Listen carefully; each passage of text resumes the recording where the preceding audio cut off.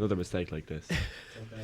Well, Okay. hello everybody. Welcome back to the Sports Co. We had a bit of a technical fault there trying to get it started. Yeah, sorry about Killian's mistake. Yeah. Telling us he had the volume turned up when he didn't. It's a very special day today. As you can probably tell from all of us, we're very excited. We've been very excited all day to talk about this, basically since the Portugal game. What a week for Irish football. What a week. But before we get into it, I'm your host, Killian Reardon. I'm Dylan Smith. Owen Wade. Ethan Robertson.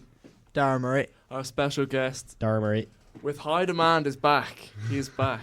And what a day to be back. What a week for Irish football. Possibly the best week in Recent memory. recent memory for all of us, definitely.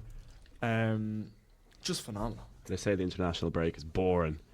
That Exactly. shit was not boring. Pure cinema. Can't wait for the next one. Well, that's the thing. I think after a month of like a month ago, we were in the same situation. We were dreading the international break. We were all predicting the worst, by a million miles as well. But wow, was anyone? Well, bar Dylan Smith, was anyone predicting Ireland to beat Portugal first of all, Yeah. and in such a incredible way? Dylan, what did you think of the game? Better than I could have ever imagined. Going into it, obviously had the belief that we'd go in there and smash them up 2-0. You know, as optimistic as it was, I don't think I ever really thought that we would do it. But going into it, you know, all the points I raised, like Portugal did sit back, let us attack. The lads went hell for leather. Then we only go and fucking do it. So, you know, perfect. They're tapping a swear jar. I don't fucking care. We're going to the fucking World Cup. It doesn't matter. Let's get carried away, man. Yeah. Well, Troy Parrott, the week of his life. I don't think he'll ever have a better week unless he tops this somehow. In the World Cup. Yeah. Yeah. What did you think of Troy Parrott? I just think he's really come into his form now. You know, he was picked up by Tottenham when he was very young, and they said he was going to be the next Harry Kane. I think he's surpassed Harry Kane now at this stage. I agree.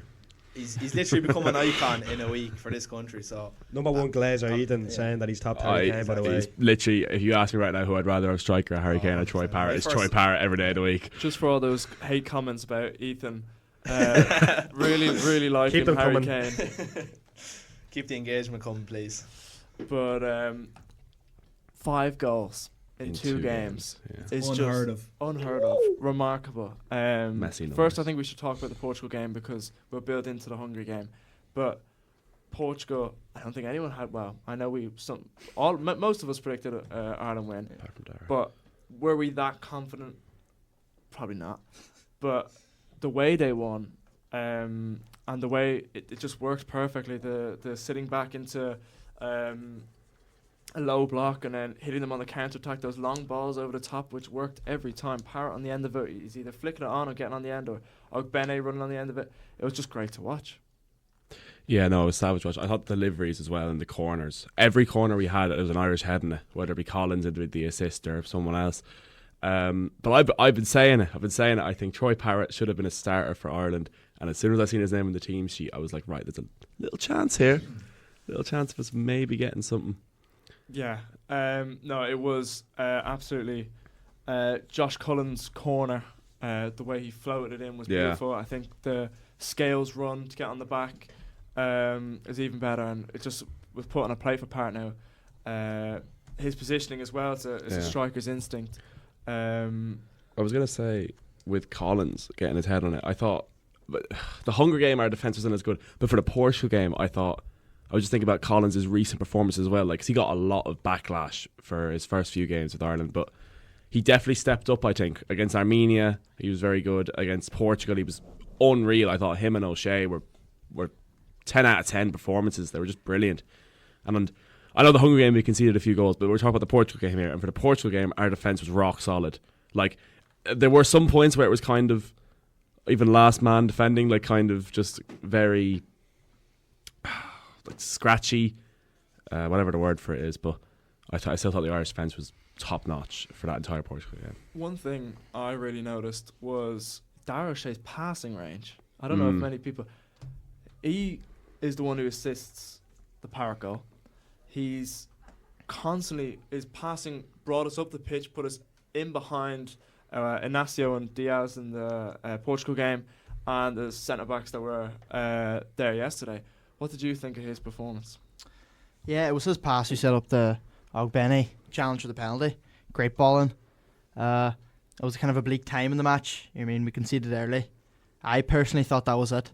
I couldn't see us scoring 2 goals. Let alone 3. Yeah, let alone 3. But great ball in. I mean, clear contact to the foot. Ogbeni went down, thankfully. I'd say if he stayed up, it wouldn't be a penalty. I mean, you don't like to see that in football, but it has to be done at times. I mean, if he didn't go down, it wasn't going to be a penalty. Yeah. That really brought us back into it. And I think the whole team played well. All the centre halves played well except for Scales. Not happy with Scales. He got the assist. He got the He's a assist. legend. He got the assist, but very poor first half. Very poor. Coming back first from half. someone saying Scales is top class in the comments as well. So He is. No. In direct reply to that person. But you did say earlier that you believe Scales' 10, 15 minutes at the end was very good. Yeah, he was the very block good. and then the assist. Yeah, he kept us in attacking and defending. We kind of opened up at that time. We had to just come out of ourselves and really try and play football, which we don't like to do. And yeah, he got the flick on for the goal, but even his defence, making that block for I think it was a Saleh shot, I think it was, great block. And like our defence, even the last 10 minutes when it opened up, it was still just as rock solid. Him and Collins, it was very loose, but they defended very well in the last few minutes. Yeah. To touch the defence, very, very solid against Portugal. Obviously, let nothing in. Kelleher didn't have much to do. He did make a few saves, but didn't have too much. I wanted to bring in, obviously, it was a very, very much a talking point and was kind of annoyingly overshadowed in the foreign press. What was a great performance by Ireland was the Ronaldo red card. What did you think of it? What was the reaction here? Yeah. Owen, I'll give you the floor. Look, obviously he's at that stage of his career now where he's getting a bit frustrated in his body. You know, you could see Dara O'Shea was winding him up, and you know he played him like a fiddle. In fairness, I am a Ronaldo fan, and I'll die a Ronaldo fan. But it was actually beautiful to see him get sent off. It was so good for us, and we just played it so perfectly. Even your man, when he got sent off, doing the tear gesture at him, like it was perfect. Brilliant night for Ireland. Yeah, I think even though I don't think it would have changed the game, the red card, it's definitely great to, I don't know, it's almost like a reward for defensively, you know, your job is to kind of almost wind up your opposite number. And Dara O'Shea, that's twice now. Yeah, he did it before, yeah. Portugal away, he got a slap for it, and it wasn't a red card this time, but got his reward at long last. Yeah. Going into Hungary now, possibly the strangest first 5 minutes in Ireland point of view, the way that they were so nervous going into it, and in my opinion, the amount of the Dara O'Shea foul in the first 2 minutes that gives Szoboszlai an early free kick, then they couldn't clear their lines. No, it was too fair to Szoboszlai, even though he's I can't say it with the swear jar, but it was a great delivery, and there really was not much Kelleher could do, even with the marking. Like, it was just such a fast, low whip ball into the box. Like, any touch on that was a goal. But then, yeah, when I saw the goal, I kind of thought, okay, it's a bad start, but there's clearly a lot of nerves here. Like, Ireland actually looked so shaky in those first 10 minutes. Then we won the penalty, and Parrott waited about 30 bloody minutes to take the penalty. It was actually outrageous. He looked back at the ref as well. He didn't know if the ref. Yeah, blew I the didn't. whistle, so. I think he didn't realise the ref blew the whistle, but he waited for so long and let the pressure just build and build and build, and it was a great pen. Great pen. It was a great penalty. Going back to the goal briefly before we go on to the penalty, what do we think? Was it offside? I know we didn't get much angles of it at the time. I still haven't seen an angle. Yeah. From the broadcast, I thought it was very shady because they took a good 35 minutes to show the replay of the goal, which they never do. And from that angle, it could be very well argued that he was offside. But look, that doesn't matter now. We still bet. So. I mean, there was a few angles shown of it, and I like some of them he looked on, some of them he looked off. Definitely. But like without seeing any proper lines drawn or at, it is hard to say. Yeah, I don't know why they didn't. show them? Are they not allowed to show them during in those type of games? Very I thought shady. they had VAR. They do have VAR. I don't know why the lines weren't shown. VAR did do a check, but the lines very weren't brief shown. check. Yeah, it was Yeah, extremely Yeah, it was brief. quite check. quite quick, especially for a goal so early on in such a crucial game for both teams. Yeah. Not having like Dodgy. an extensive check done. Now, obviously, we're talking about a low point in the game. The bounce back, the belief, as you say, you talked about the nerves. I think, looking back on it in hindsight, I think conceding the early goal actually helped us. 'cause Yeah. It kind of humbled the nerves. It kind of went, okay, we're in a situation now where we're a goal down. The crowd is on top of us. We've got nothing to lose now. We have to go for this. And I think it actually worked to their benefit. What did you think up to the Troy Park goal, the penalty? Yeah. Once that first goal went in, I thought it was very bleak for us, but we did bounce back well. I mean, we had to come out then. We put them under a bit of pressure, and then the penalty came from it. But after the penalty, I feel like we just went back into our shell, which shouldn't have been done.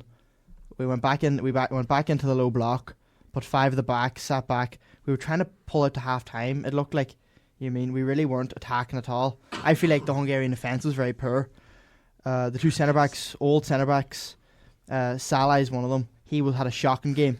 He had a really brutal game. Should have been sent off. Should have Yeah. been sent off. He had a brutal game. Yeah. Anytime we put him under pressure, they looked completely dodgy.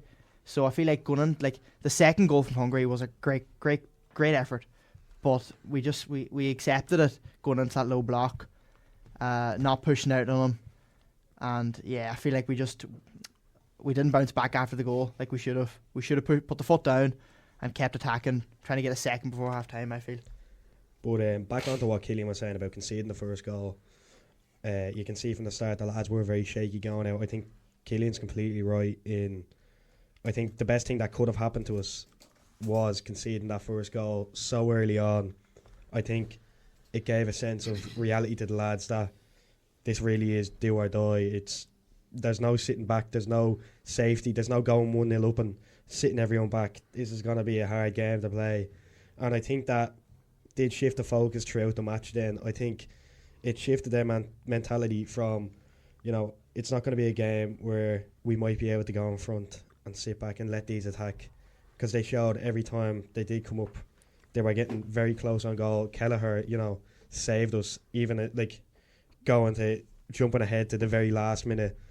Szoboszlai had that shot right on goal, and Kelleher got a really strong hand on it, kept it out. Kelleher was keeping us in that game. Like, there was no really chance or room to make any mistakes against them. What I wanted to mention actually, and I thought of this myself, you mentioned Shalai. His first game against us, the one at home, where I think his whole game plan was how far he could kick the ball up, either in the air or fair enough. the opposite side of the Yeah. pitch, which I think then shadowed his actual lack of pace. Which, do you think Heimer identified, okay, well, he's not quick, can we get in behind him with the runners of the likes of Ogbene before his hamstring, or Parrott, he's quick? What do you think? Definitely, you could see that was a game plan from the offset. Even for the penalty, great ball by Darragh O'Shea in behind. Anytime we got in behind them, if you look at the Ida goal in the second half, that was ruled offside, which he was offside. Even if he was onside, he had the beating of them two defenders, Salah and Orban, all day. They're old, they're slow, and it was definitely something we picked out. I think even the commentators in RT were saying, give him the ball, because anytime you give Salah the ball and put a bit of pressure, it's either going up in the air or it's going down the pitch and we're getting it back. He didn't look like he wanted the ball. He looked panicked every time we pressed him, and I think it was definitely something that Heimer's trying to exploit in that game. No, I think you're dead right. I fully agree. Now, moving on, later in the game, we had the Varga goal. Now, we had a bit of a debate about this earlier.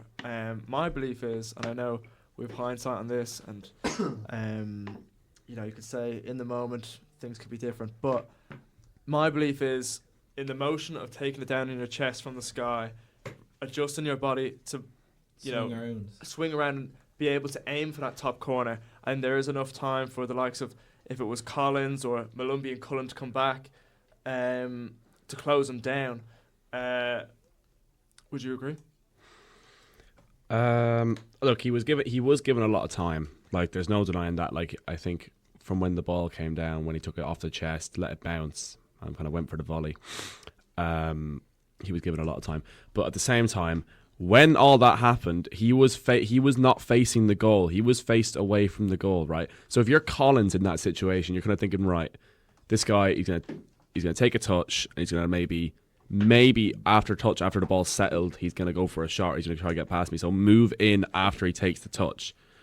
But he just shot it, which I was not expecting. I don't think anyone was expecting him to actually take that on, because taking it on for when your back's facing the goal on the half volley and then sticking it top bins, like, Zidane-esque. that's an outrageous skill. Very few players do that. Very few players can do that. And Very few players have the balls to take Yeah. any shot on the turn, let alone a half volley outside of the box. yeah, exactly. And even if they do, the majority of the time, that's going straight over the bar. Yeah, like the only example you can give is Zidane, but it's not a Zidane. Like, Collins is like, yes, he was given too much time, but like, no, I don't think any Ireland player was expecting him to do that. No. And I think that's like And from a a fair argument. defensive standpoint, I don't think if you're looking at someone taking it down on the chest like that, completely facing away from the goal, last thing you're expecting is them to turn their body and, let alone get the shot off, get it on target Yeah. into that top corner. Like, even Kelleher wasn't expecting. Like, obviously, he's not going to save that, but he dived very late because he's not expecting him to take a shot when his back's facing the goal Exactly, off yeah. the half volley. It's just an unseen thing in football, especially nowadays when it's so passing based, when it's so get it to the wings. No one really takes on those shots. As well, the way Hungary had the game set up, a lot of their attacking opportunities were coming from crosses. Yeah. They were absolutely decimating us with crosses. If you're an Irish defender at that point in the game, yeah, you're going to push off. The next thing you're going to expect is a ball out to the side and a whip in. Mm. And for someone to pull off a shot like that, let alone how it was like shot straight in the top corner, the top corner. Yeah. No, it's a unbeatable finish. Yeah, it's, again, as you say, there's no real way of knowing he's going to smash that top corner. Yeah. I think I'm being critical of now that we know it's gone in. You know? Yeah. But moving on to the game, it kind of died for a while. It felt like there was nothing. There was no hope for at least 20, 30 minutes. It's longer. Yeah, The second half, yeah. it just felt like it was going to be, all right, well, this game's going to, Get away from Fizzle us. out, like. they're going to time Yeah. waste now. They're going to try and get these fouls on us. And then Parrott comes up with a moment of, with Azaz, I'd be a big critic of Azaz. Biggest I think. hater. But, Amazing. It's a brilliant ball. It kind of comes out nothing. It's a piece of Brilliance. brilliance. And what do we think of that?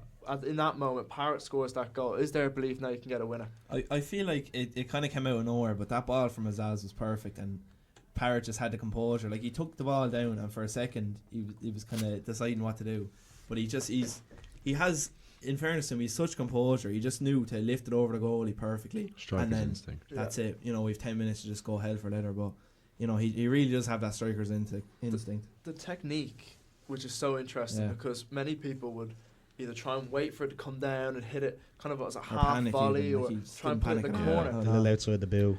It's perfect. It's Yeah. exactly what he needed to do. Yeah. It had the right amount of pace, because your man Shalais or Orban, one of the two, is coming trying to get off the line, and they just can't get there. Yeah. It's a piece of magic, really, in a time where we really needed it. Did we believe then? Was there? Did you feel in that moment, all right, we're gonna go get a winner, or is this like, all right, kind of almost a consolation because of how the game was going? I always believed. Yeah, I believed too. And there was a moment where we almost actually scored the winner, but is it DeBooz? I forget his name. He made it was actually a great Yeah. save. Yeah. The Johnny Kenny? Yeah. On the armpit. That ball is the like that. armpit. If that ball's 1 centimeter shot lower, that's a goal. Yeah. And that moment there, after they saved that, I thought it was Erling over. saved thinking that I was thought it it, was like- over, to be fair. Well, I thought it was over. I was gonna say that it did feel like that's it. That's the one chance. There's always a chance at the end of a game. Yeah. It felt like that was it. It's gone away from us. That kind of, if it's a few centimeters lower, it's in the back of Yeah. the net. We're all celebrating Johnny Kenny's a hero. Yeah. how was the head? Were we? Was it a this is gone now? It's gone away. It's just a matter of seconds, or was there still got something in us? I kind of after that, I think it was like it was entering the 4th minute, and I was kind of thinking, right, that was probably the best chance we're going to get in this extra time. We might get another chance, but will it result in a goal? I very much doubt it. And then, well, you know what happened next. Well, I think to believe. they cleared the ball then. I thought when Kelleher got the ball, before he even got a chance to get his head up and stick the ball into the box, I was thinking, yeah, no, this is over. This is match set and done. I was a nervous wreck throughout the whole thing, and I was kind of nearly head in my hands. And something about, I didn't hear didn't see the ref motion with his whistle around, and saw that it was playing on. Seeing that ball get lifted into that box, I don't think I've ever had a moment like it. I can't explain the thought process, because it was probably everybody having the same thought process.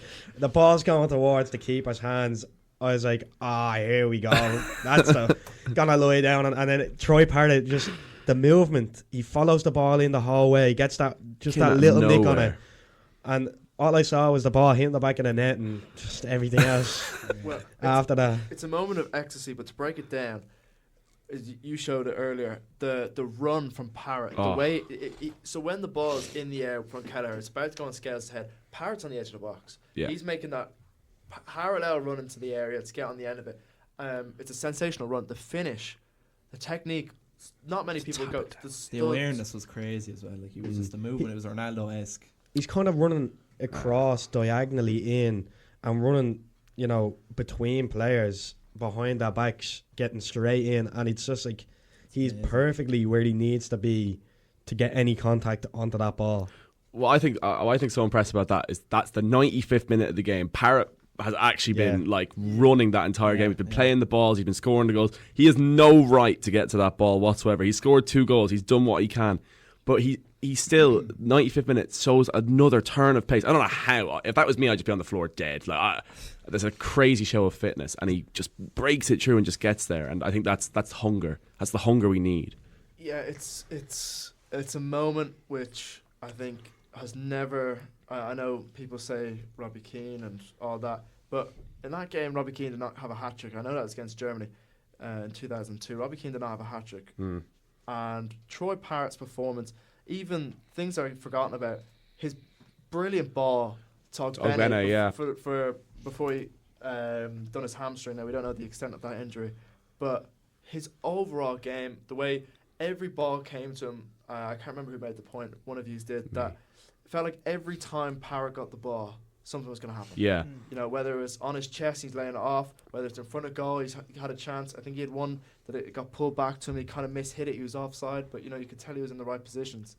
It was honestly a perfect game, because whenever he got the ball, he'd play down the left, he'd play down the right, and the pass never went astray. It was always like a perfect pass. Yeah. Everything he touched just turned to goal. Yeah, exactly. Everything he touched did just turn to goal. It was phenomenal. Now he puts himself in a list. The only ever Irish player to score a hat-trick away from home. Yeah, it was the first ever. There's been 10 international hat-tricks for Ireland. The first one, as you say, away from home. The last one is Callum Robinson against Qatar in 2021. Real CR7. Now, we've waited a while, and still that game was a friendly, so, doesn't really count. What a moment to get it. Yeah. What a moment. Now, Dar, when you reflect on this Troy Parrott performance, do you think it's the best ever Irish performance from any player? It has to be up there. It really does. Hat-trick away from home. First ever one done. But not even the hat-trick. Even if you just got 2 goals and someone else got the third, I think it was an unreal performance. Every time he got the ball, something was going to happen. You had that bit of belief that something was going to happen. His ability to retain possession with 2-3 defenders around him, that's the thing Ireland's been missing. I'm a big fan of Ferguson myself, but I feel like he gets the ball after 2 or 3 touches and nothing happens. You feel like he's going to lose it. He doesn't have that ability that Parrott has to get the ball and lay it off to someone else and let the game open up. I think he's exactly what we need. He holds the ball up well, and it's just the chances created from him was just it was a great performance. I think I think you're dead right. And we were unlucky that he was injured for so long, because God knows, he could have impacted other games. Could have impacted Yeah. Armenia away or even Hungary at home. But yeah, this kind of we're in a situation now. We're in dreamland, really. No one really. A month ago, we were on 1 point. Let's get Yeah. carried away now. Exactly. We're on 1 point after this recent run of form that we've somehow obtained. We've sit on 10. We're now in the World Cup playoffs. Still a lot to do though. I wanted to have a little segment for people that might not understand how it all works at the moment, which I'm sure we're all trying to figure out at the moment too, on how it all works. So I think many people are used to or familiar with the old two-legged tie. You know, we all remember Playoffs, yeah. the Denmark game, the one that we all still Bosnia cry as about. well. Bosnia as well. This time we have to play a single leg semi-final and then a single leg final, obviously determined on these 4 pots that people have been put into. We're in pot 3 at the moment. We still have a chance to be in pot 2, based on if Wales lose to North Macedonia and Bosnia lose to Austria, 2 things that could very much still happen. If both of them do not win, Ireland move up to pot 2. There's 16 teams in this. 12 of them are runners-up and 4 from the Nations League. Now, a group favourite of ours to slander is Sweden, who are on 1 point. They are in pot 4 somehow. How? Through So the Nations League. Yeah. 1 point. Through 1 point, which is absolutely crazy. And the amount of times we've slandered They're Sweden. so bad. What is wrong with that? But somehow they're on 1 point, and they're in here. Obviously, the remaining places will be decided. Is there anyone that we have our eyes on that we go, oh, I fancy them? Fancy everyone, lad. What just get like Italy and all that like. I don't.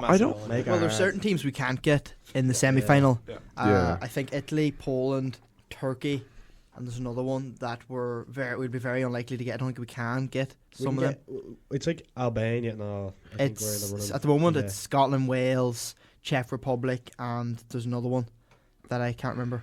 North Macedonia, is it? But They're actually all similarly on our level, to be fair. Like It doesn't Scotland, matter, Wales. we take would be- anyone. exactly, the best thing with the pot 2 is just get the home semi-final. True. I feel like a home crowd in the Aviva were a far tougher team to beat. I think we can Yeah. take anyone in the Aviva. Definitely. And then the draw, hopefully we might get I don't know, it's not neutral venue for the final. It's home and away, is it? Or it's just No, it's one game, but it's One not game. neutral. I It's think not. it's not neutral. Yeah. So we could get 2 games in the Aviva. Yeah, Croke Park would be fine, you know. That'd be a huge help. That'd be a huge help. I couldn't imagine that atmosphere. It Yeah. would be the place would be rocking. Yeah. And I think, as you say, it's very important to mention. I think on our day, with a crowd behind us, it could be anyone.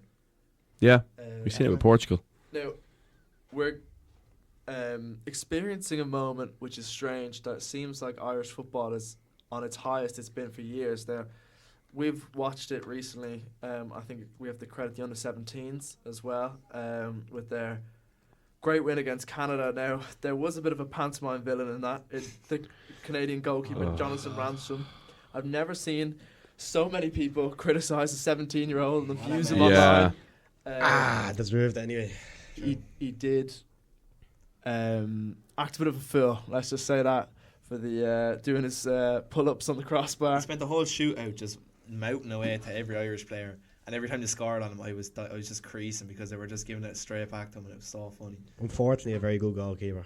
He was very good in the run of play, but when it came to the penalties, he was. He did make a very good save. To be fair, like Look, you have to look at this way, right? He's a 17-year-old.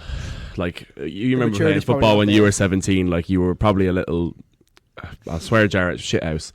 Like you, Dylan's still like that now. yeah, he is still like that now, and he's 21. I'm 19 years of age actually. So. Anyway, we have Switzerland tomorrow, which obviously it's Tougher our game. toughest test yet, basically. Michael Noonan, I wanted to touch on as well. His 65th minute goal got us in the lead. Obviously, they equalised in the 85th. Michael Noonan's got 3 goals this campaign. Dara, have you been impressed with him? Yeah, definitely. He was great against Canada. He reminds me of Parrott. Even, I mean, anytime he gets the ball, you think something's going to happen. I know that's cheap to say, but No, I mean, there's definitely a similarity there. His ability to retain possession. I remember there was one time in the game, couldn't tell you what minute, I think it was the second half anyway, before he scored, and it was him against maybe 5 Canadian defenders, and he did eventually lose the ball, but he held on to it for ages. His ability just to hold on to the ball and just use his body and just let the team get up there, because the under-17s have a great attacking, loads of attacking threats, and he's definitely one of them. Someone else who impressed me was ex-Canadian player Grady McDonald. I thought he was unbelievable. He just has that bit of dogged in him. He was putting in challenges left, right and centre. He was just unreal in that midfield. No, I think that's very, very true. And it's such a weird challenge for him playing his home nation, basically. Yeah. And obviously, Ransom did point that out. He did score the penalties, thank God. But yeah, I've highlighted them before. The usual suspects. I think Jaden Numa still showing he's very, very good. Roy Finneran in that midfield. I think he'll get a big move soon. He's just such a mature central midfielder for his age. The new Arsenal kid, Ozan Vuna, obviously didn't play the first 2 games. Kind of got brought in now. He's making a direct impact. And you highlighted to me Vincent Leonard, that you were impressed with him. Yeah, strong performance. He's hasn't gotten too much action with the Dundalk senior team, although he should. They haven't been too sound defensively, and going up, it could be a few teams sniffing around them. Could be worth as well staying, as I said, in the League of Ireland and developing, playing senior football, like Michael Noonan. Michael Noonan being the youngest European goal scorer, playing with Shamrock Rovers, playing week in, week out with Rovers in the senior team, showing how that's developing him more. And you can see that when Michael Noonan goes out to play in the under-17s, that he's much more physical and dominant in that role, because he's got that senior experience that these other players mightn't have. And that's vital experience that could be, taken. And if some of these players decided they wanted to stay in Ireland and play in the League of Ireland, which would both boost themselves playing senior football and the league, instead of going and taking a move away. Definitely. Now, I wanted to kind of not prioritise football. I think it's very much a moment of we're all so excited for the future. I'm sure, even though for the first time for me in a long time, I'm excited for the next international break, which is something I didn't think I'd be saying. I wanted to touch just quickly on the rugby, just to kind of give us our name, the sports code. We'll bring in the rugby for a minute. What do you think of the game on the weekend? Yeah, it was a good game. I feel, it's nearly the opposite with the football and the rugby. Normally, as a fan of both, I'm looking forward to the next rugby match more than the football one, but I feel like they've very much swapped. It's hard to be negative against it, even though it was a record win against Australia. Australia weren't great. They looked very tired. I feel like lost to Italy last week, and with the full line series, it's a lot for one country to play. They don't have the biggest panel. Australian rugby's not as good as it used to be. I feel like everyone's hyping up great record win. I don't feel like we played that. I don't feel like we played that well. I really don't. Very lackluster again. Our attack didn't have that bite. Definitely better how we were against Japan. Definitely better. And it was nice to see Hansen back. Nice to see Hansen hat-trick. But you're right. The Wallabies are not the team they used to be. Definitely not. But line-out still has the odd problem, Yeah. but it looks a bit better. But I feel, South Africa next week is just. That's scary. I don't like it. I don't. They're a scary team. I hate to write us off, and I hope we can win it, but I just don't see it. Yeah. South Africa the last 2 weeks have red cards. They beat France with a red card, 14 men. They beat Italy with a red card, 14 men. They could play us against 14 men with 14 men. I think they'd still beat us. Yeah, especially considering like the form France are in. Regardless, they're probably South better Africa's than the Ireland informed right now. team. They're unstoppable. They're rejigging rugby the way it's played. With forwards playing the backs and the backs playing the forwards. I feel like it's going to be a cracker game, but we'll have to do well to beat them. with the return of Mac Hansen, what do you think we missed with him out of the team? Obviously, came back, gets a hat trick. What impressed you the most about his performance? Actually, his ball handling. Yeah. No pause, like, but he claimed a lot of balls, rugby Yeah. balls. He was great in the air. He was very good in the air. And that I don't think many other Ireland players can do. No, Definitely missing that anyway in Hack definitely. Hansen. That was security in the backfield. Yeah. Any ball that went up in the air, you kind of you Mac Hansen's name on it. Our defence was a bit better. Yeah, it was. Still a few gaps. Looking at you, Prendergast, for cause of the first try.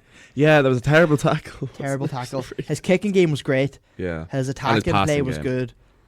Still, you can't be a starting 10 if you can't defend. It's not minis rugby. It's not senior local Saturday rugby. It's senior test rugby, international rugby. You have to be able to tackle. Yeah. I'm still a Crowley man. I'll always be a He wasn't Crowley even man. bad. He wasn't bad when he came on either. Crowley was very good when he came on. Very good. We scored the same amount of tries with Cowley on as we did with Prendergast.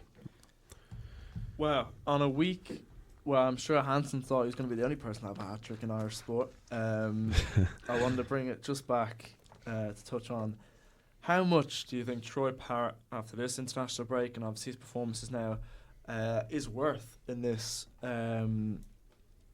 football economy that we're seeing, where every player is now inflated price? How much do you think he is worth now? Well, last month he was transfer market valued him at 16 million, I think it was. God, if that doesn't shoot up to 50 million at least. I mean, no, but in fairness, he is balling out for Alkmaar at the moment. Like 6 goals in 7 games. Yeah, he's in his this season he's played 18 games and scored 18 goals. Like, there's not many strikers in Europe doing that, so Yeah. I feel like his price tag needs to be adjusted accordingly. Crazy. His fee that he went to AZ this year was 8 million as a package. It included add-ons. 8 million. How much now, Ethan, do you think that 8 million has multiplied by? 5. No. Yeah, 5. I'd say 40 million is quite fair. Because you have to remember, obviously he's class, but I think the fact he's playing in Eredivisie might bring it down a tiny bit. But then again, he scored 2 goals against Portugal and 3 against Hungary, so it can't be that bad. But it's definitely spiked up a lot. Definitely from when he left Spurs. But I don't wish we kept him at Spurs, to be honest, because I think moving to AZ Alkmaar has actually improved him a lot as a player. He's getting a lot more starts for the team, and he wasn't really doing amazingly well when he went out on loan. So I think a change of club was kind of good for him, The just game because. time helped him 100%. Yeah. No, I'm not saying he was bad for Spurs. I'm just saying he's a player that needs to be playing. Development Sure. wise, No, it was you're the dead best thing. Yeah, he could have done. exactly. Like, I think that's going to make him into a top class striker now. Would you take But- him back? I'd love him back, but I think if he'd stayed at Spurs, I don't think Yeah, he would have I done think- that yeah, against you're right. Portugal or Hungary, just because he wasn't getting game time. He was stuck on the bench or he was out on loan. Very true, and I think many people now are going to talk about, should Evan Ferguson do that type of move? Kind of accept almost like a humbling defeat. Okay, well, I'm out of English football now. Parrott was at Millwall, Milton Keynes. Didn't set the ground running. He's all right. He did Not okay. really, He did not okay. like, for what was, the hype around him. Do you think Evan Ferguson should do this move now? Move to where though? Where do you think it would suit him? It's a different. Sorry, go on. It's a different story. If I was going to say, I always think you almost need to slow it down for him. I think Germany would be the best league, because if you slow it down, you see so many strikers get their confidence when they go to Germany, because I think the defenders are slow. It's more of a system almost that, he can work off. He doesn't have Yeah. to be the fella that's always in behind, so I don't think he's got that yard of pace that other strikers have. I think he would be good. I really wanted the Leverkusen move to go through. When West Ham picked him up. Dylan, what do you think? Where would you see him suited to? Go to the Bows. Yeah, come back home. No, Ruin his career. yeah. I mean, I was devastated. There was rumours of him going for about 120 million when he was on form with Brighton. Would have been a great 15% clause come on the balls, few million. But career-wise, I think Germany definitely could be the play. He needs a move away from the Premier League 100%. The pressure he'd be under going back there, I don't think he would get the game time. And staying in England, I just don't think is the right kind of place for him to be. I think he'll prosper a lot more by going to a league like Germany. Very easy for him to get back scoring the goals that he was, and to reach the potential that he definitely can reach. He's a top prospect, and he's still only young as well. You have to remember, its development it's still a long haul, and it's a long way to go for him.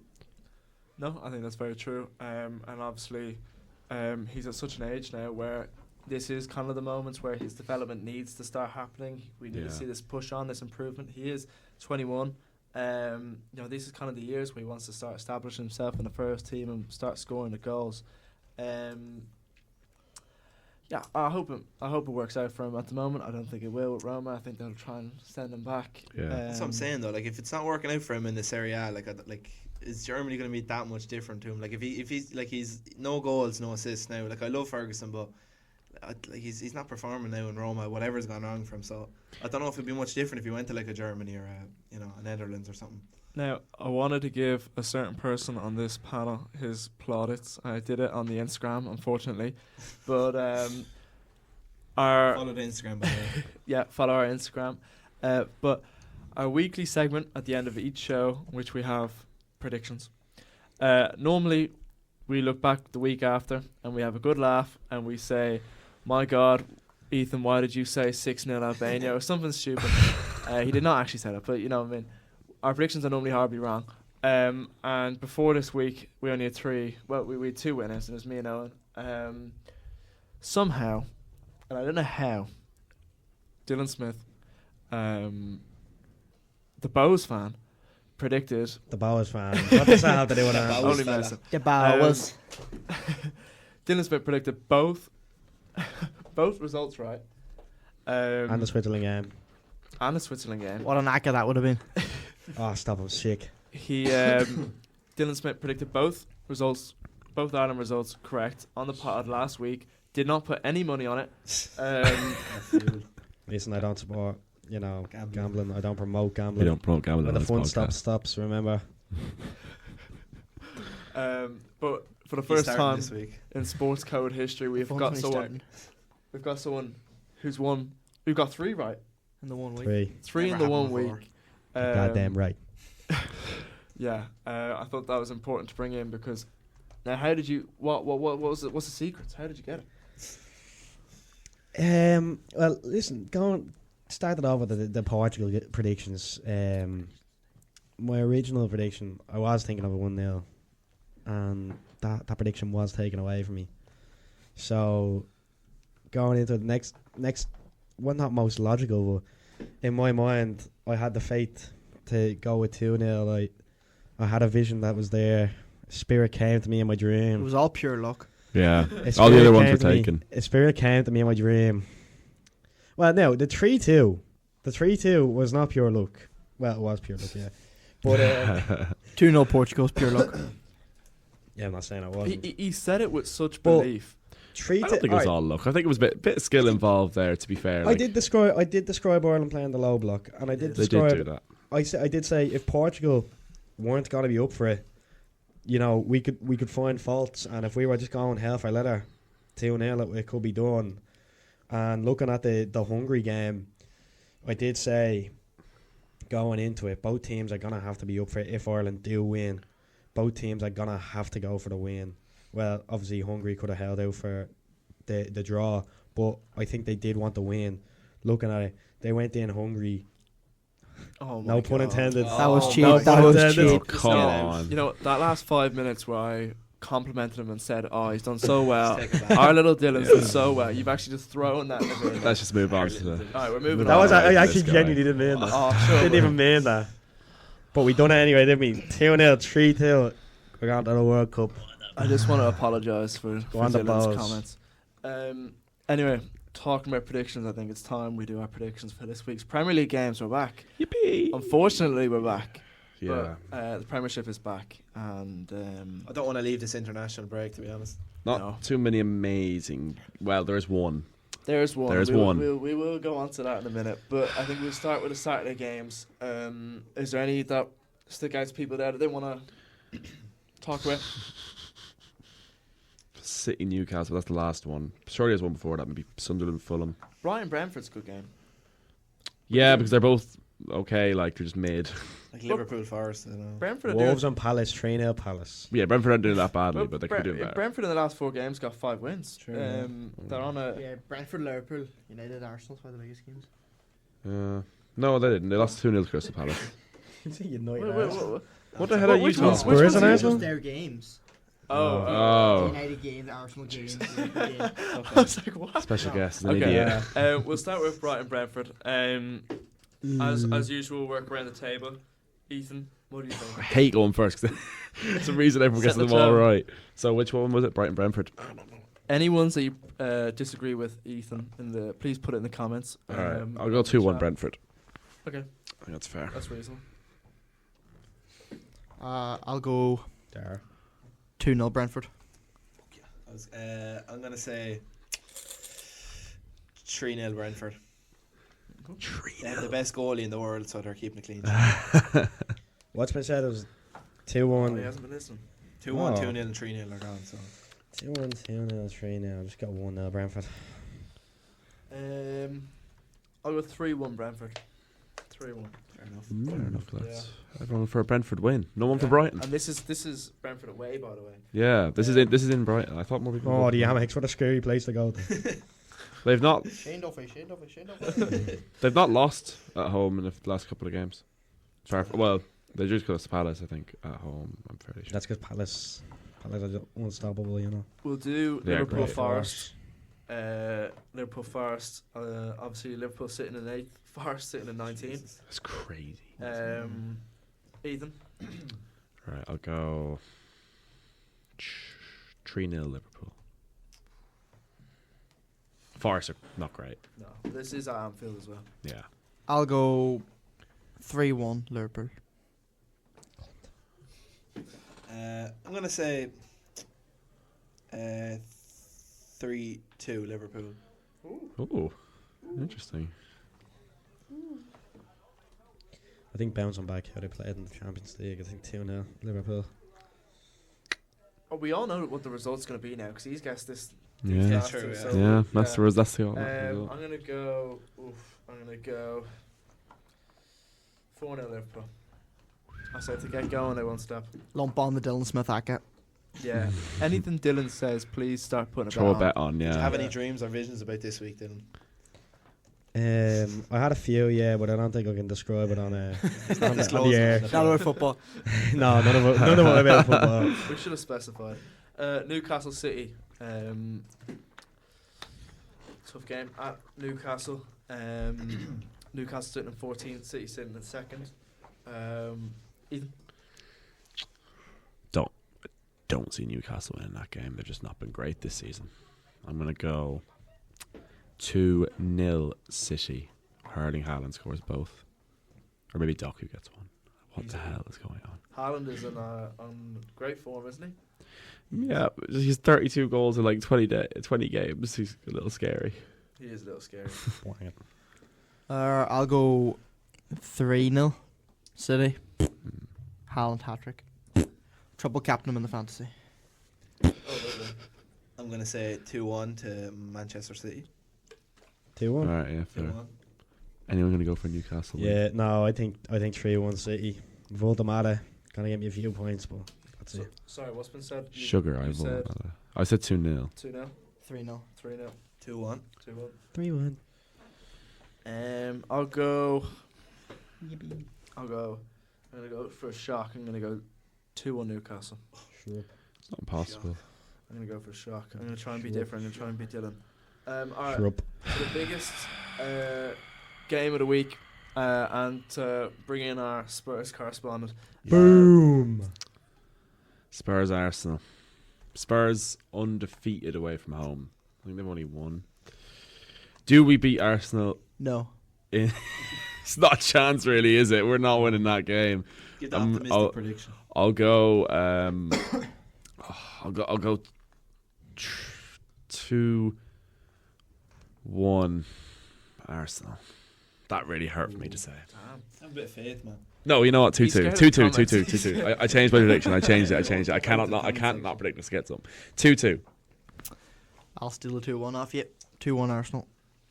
I'm gonna say 0-0 snooze fest. Really? Wow. Wow. In a North London derby.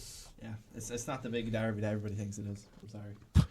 That's, yeah, Celtic and Rangers in the Great Scottish League. Now we're getting political. Go on. Arsenal have been top form, Yeah, they're gonna win. but I think just coming down to the balls of the game, you know, I think Spurs are gonna do a little 2-1. No, They're gonna stick it out. I think they're gonna just dog them. we're gonna Just win. absolutely Dylan said hammer it. them. Don't take any belief in that. Dylan one. said it. We're gonna win. I am trying to be different here, but 2-1 Spurs. I don't know. I just have a bit of a feeling. You converted into a Spurs fan, Ethan. No, never. have you I wouldn't done? go that far. What have you done? Do you want me to take my prediction? No. Keep it, please. Keep it. I'll go. Spurs fan. I'll go 3-0 Arsenal. Yeah, it's not unlikely. I'll go 3-0 Arsenal. It's actually quite unlikely we actually score a goal. True. Let's be honest. I There's know. no faith in the team. But it's Arsenal. They're just too good this season. They are really We've got a good. Monday night football this week. That's gonna happen after the next podcast, though. So we might as well just predict that night. True. That's a good point, It's at 8 actually. o'clock. So. I won't be on the pod next week. You give us your prediction. I'll Oh be no, on- you're gonna have Dylan leading I'll be us. at the game. Oh no, I'm gonna have the host. We so- have. Yeah. I'll do my prediction for it. That it will be 2-1 United. And that is without Sesko, who's just during this podcast